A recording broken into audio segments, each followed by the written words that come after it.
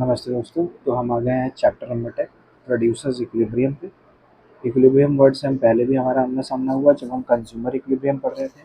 ये कंज्यूमर किसी भी आइटम की या कमोडिटी की कितनी यूनिट्स कंज्यूम करे कि उसको बेस्ट सेटिस्फैक्शन मिले, पर ओवर भी ना हो जाए कि वो जो है उसको ख़राब लगने लगे, कंजम्पशन कंजम्पशन उसको दुख पहुंचाने लगे एक्सेट्रा। वहीं अगर दो कमोडिटी हैं तो उनमें वो कैसा बैलेंस करे अपनी इनकम को देखते हुए कि उसकी इनकम का बेस्ट यूटिलाइजेशन भी हो और उसका सेटिस्फैक्शन भी हायर से हायर लेवल पे पहुंच सके। वैसा ही आता है प्रोड्यूसर इक्विलिब्रियम। जब हमने बात की कॉस्ट की और हमने बात की रेवेन्यू की, तो इन्हीं का डिफरेंस कहलाता है क्या? प्रॉफिट। मान लीजिए कॉस्ट 5 रुपये है, रेवेन्यू 6 रुपये, तो 1 रुपये क्या हो गया? प्रॉफिट हो गया। तो ये प्रॉफिट मैक्सिमाइजेशन, या अगर हम कहें कि सेल्स मैक्सिमाइजेशन, ऐसा भी हो सकता है कि प्रॉफिट पर यूनिट कहीं किसी केस में 2 रुपये भी हो रहा है, बट ये 1 रुपये वाला कोई प्रेफर कर रहा है क्योंकि इस केस में किसी कारण से सेल्स जो है वो 20,000 यूनिट हो सकती है, एग्जाम्पल दे रहा हूँ, और यहाँ पे केवल 5,000 यूनिट हो पा रही थी। तो यहाँ पे उसको टोटल फ़ायदा तो ज़्यादा ही हो रहा है ना, 20,000 रुपये का। यहाँ 5 × 2 10 ही होता है। तो ऐसा हो सकता है कि कोई प्रोड्यूसर प्रॉफिट मैक्सिमाइजेशन चाहता हो और कोई सेल्स मैक्सिमाइजेशन चाहता हो। यहाँ पे प्रॉफिट मैक्सिमाइजेशन का मतलब है पर यूनिट प्रॉफिट मैक्सिमाइजेशन। ठीक है, ओवरऑल तो यहाँ पे ही बढ़ रहा है। तो ऐसी सिचुएशन में जब वो बेस्ट इसमें पहुँच जाए सिचुएशन में कि उसका प्रॉफिट अच्छे से अच्छा हो, तब वो सेटिस्फाई होगा। और ऐसी सिचुएशन को क्या कहेंगे? Producer equilibrium. प्रोड्यूसर क्या है, ये हम पहले भी पढ़ चुके हैं पिछले 2-4 वीडियोज़ में, कि जो भी व्यक्ति कोई भी गुड्स बना रहा है या सर्विस रेंडर कर रहा है वो प्रोड्यूसर है। ठीक है, देखिए मैंने आपको काफ़ी कुछ तो बैठे बैठे ही बता दिया। प्रोडक्शन में फैक्टर इनपुट होते हैं और नॉन फैक्टर इनपुट होते हैं, और इससे जो है कुछ एक्सपेंडिचर का या कॉस्ट ऑफ प्रोडक्शन जिसे हम बोलते हैं, इस पर हुए हुए एक्सपेंडिचर को, और दूसरी तरफ जो गुड्स या सर्विस वो सेल करता है तो उससे उसको रेवेन्यू मिलता है। और प्रोड्यूसर का गोल क्या रहता है? जैसे मैंने अभी आपको बताया कि रेवेन्यू और कॉस्ट का डिफरेंस बढ़े, यानी कि प्रॉफिट बढ़े। ठीक है।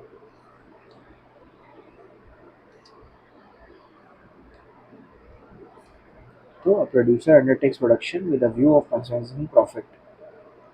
He achieves his goal by maximizing the difference between revenue and cost. अब बात करते हैं इसके इक्विलिब्रियम की।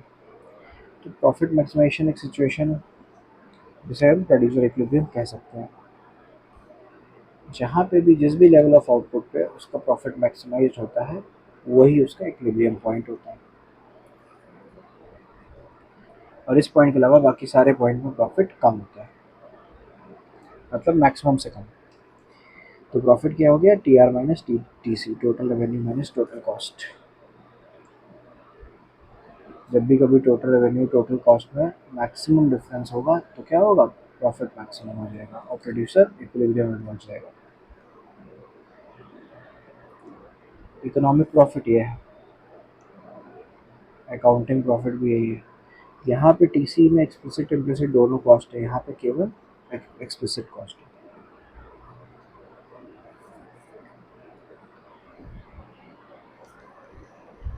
ग्रॉस एंड नेट प्रॉफिट, देखिए ग्रॉस प्रॉफिट है सीधे सीधे टोटल रेवेन्यू में से टोटल वेरिएबल कॉस्ट, उतना आउटपुट करने के लिए जो आपको खर्चा करना पड़ा, जो शायद ना होता, जीरो होता, अगर जीरो आउटपुट रहता, वो केवल खर्चा हटाएंगे तो ग्रॉस प्रॉफिट हो जाएगा।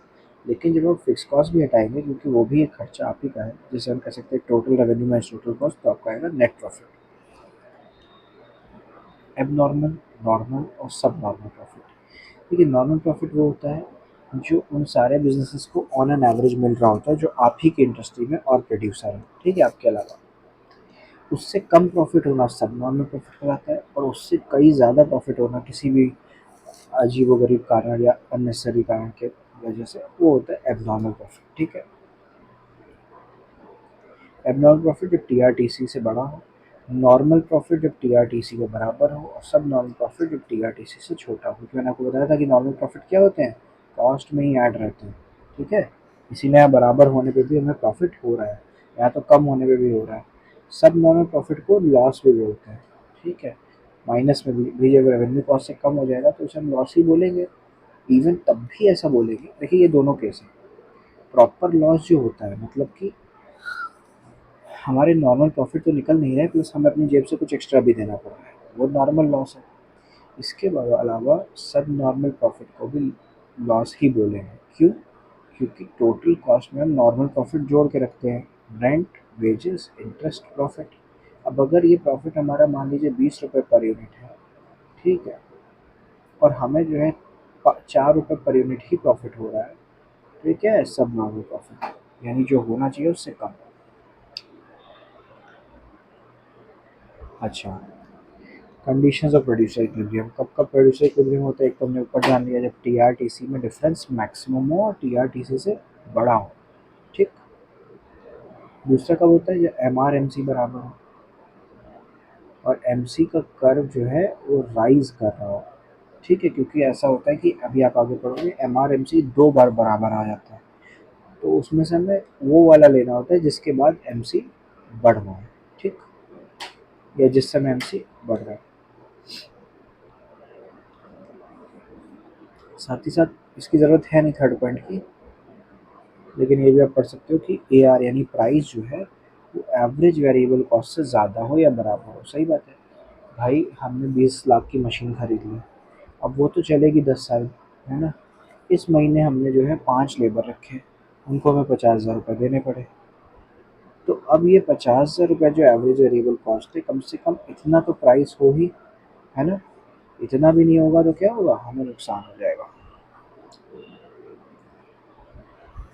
देखिए दिखाया है, unit of output 1 2 3 4 5 6 7 8 9 10, M R हर बार 12, लेकिन एम सी 15 12 10 9 8 7 8 9 10 12 15। देख रहे हैं, एम सी पहले घट रहा था फिर बढ़ने लगा, इसका एक ग्राफ हो गया। अब एम आर एम सी 2 बार बराबर हो रहे हैं, यहाँ पे 12 12 हो रहे हैं और एक बार यहाँ और यहाँ 12 हो रहे हैं। तो इसका पहले ग्राफ देख लेते हैं। ये एम आर है जो कि ए आर के बराबर है, और एम सी ऐसा है, तो एक बार यहाँ कट हुआ है, यहाँ कट हुआ, लेकिन इसके बाद एम सी बढ़ रहा है, तो इसीलिए ये है प्रोड्यूसर इक्विलिब्रियम। क्यों ऐसा होता है भाई? देखिए, यहाँ आपको देखा आपने कि एम आर एम सी बराबर है, मतलब जितना हमने प्राइस है उतना ही हमारा मार्जिनल कॉस्ट है, चेंज इन कॉस्ट है। पर आपने देखा यार, इसके बाद तो कॉस्ट घट रही थी, यानी टोटल कॉस्ट कम हो रही होगी, कम रेट से बढ़ रही होगी, ठीक है। तो आपने कहा कि भाई जब आगे खर्चा घटना ही है अगली यूनिट्स पे, है ना, एवरी एडिशनल यूनिट पे खर्चा जो बढ़ेगा वही एमसी है, तो वो उतना नहीं बढ़ेगा, इतना अभी तक बढ़ रहा था, तो आप कहोगे चलो और रिड्यूस करते हैं, टोटल सेल्स तो ज़्यादा होनी चाहिए।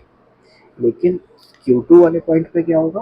Q2 वाले पॉइंट के बाद आपका एमसी बढ़ रहा है, यानी कि अब इसके बाद एक्स्ट्रा यूनिट बढ़ने का खर्चा और ज़्यादा देना पड़ेगा, तो इसीलिए प्रोड्यूसर यहीं रुक जाएगा, यहीं उसका इक्विलिब्रियम हो जाएगा, ठीक। ये हो गया M R M C approach.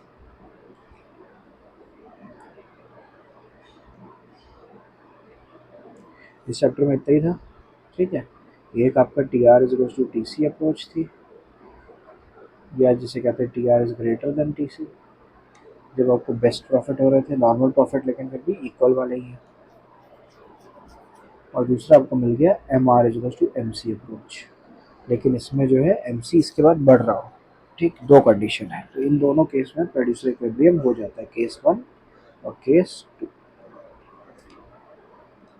चलिए, छोटे छोटे चैप्टर्स हैं आपके, 15-15 मिनट के वीडियो हैं, इसमें जो भी न्यूमेरिकल्स हैं वो न्यूमेरिकल पोर्शन में जाएंगे। चूँकि 40-45% ही थ्योरी है, इसीलिए आपके वीडियोस बहुत शॉर्ट बन रहे हैं। जब हम न्यूमेरिकल में जाएंगे तो वही चैप्टर जिसका या थ्योरी पोर्शन शॉर्ट बन रहा है, और वहाँ न्यूमेरिकल पोर्शन उसी चैप्टर का बड़ा बनने लगेगा, ठीक है। अगले वीडियो में हम पढ़ेंगे chapter number 11, theory of supply. जैसे थ्योरी ऑफ डिमांड आपने पढ़ा था, वैसे थ्योरी ऑफ सप्लाई पढ़ेंगे, ठीक है। चलिए, मिलते हैं अगले वीडियो में। धन्यवाद।